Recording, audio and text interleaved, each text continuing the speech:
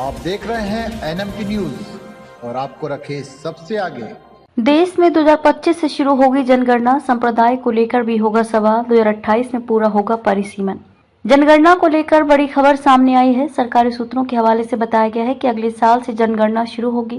जनगणना 2025 से शुरू होकर 2026 तक चलेगी। दरअसल जनगणना 2021 में होनी थी, लेकिन कोरोना महामारी के कारण इसे टालना पड़ा था। बताया जा रहा है कि अब जनगणना का चक्र भी बदलेगा। हर 10 साल में होने वाली जनगणना अब अगली बार 2035 में होगी। अभी तक हर 10 साल में होने वाली जनगणना दशक की शुरुआत में होती आई थी, जैसे 1991, 2001, 2011, मगर अब 2025 के बाद अगली जनगणना 2035, 2045, 2055 में होगी। लोकसभा सीटों का परिसीमन जनगणना पूरी होने के बाद शुरू होगा। परिसीमन प्रक्रिया 2028 तक पूरी होने की संभावना है। संप्रदाय को लेकर भी पूछा जाएगा सवाल। कई विपक्षी दलों की तरफ से जातिगत जनगणना की मांग भी हो रही है, लेकिन सरकार ने अभी इस बारे में फैसला नहीं किया है। जनगणना में धर्म और वर्ग पूछा जाता है। सामान्य, अनुसूचित जाति और जनजाति की गणना होती है। इस बार लोगों से ये भी पूछा जा सकता है कि वे किस संप्रदाय के अनुयायी हैं। उदाहरण के तौर पर कर्नाटक में सामान्य वर्ग में आने वाले लिंगायत स्वयं को अलग संप्रदाय के मानते हैं। इसी तरह अनुसूचित जाति में वाल्मीकि, रविदास जैसे अलग अलग संप्रदाय हैं, यानी कि धर्म वर्ग के साथ संप्रदाय के आधार पर भी जनगणना की मांग पर सरकार विचार कर रही है।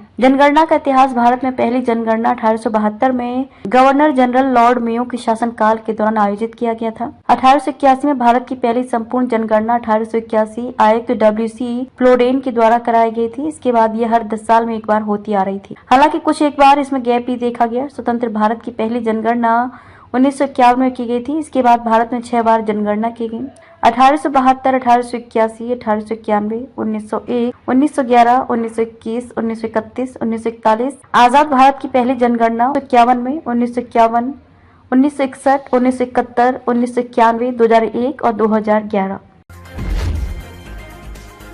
आप देख रहे हैं NMT न्यूज और आपको रखे सबसे आगे।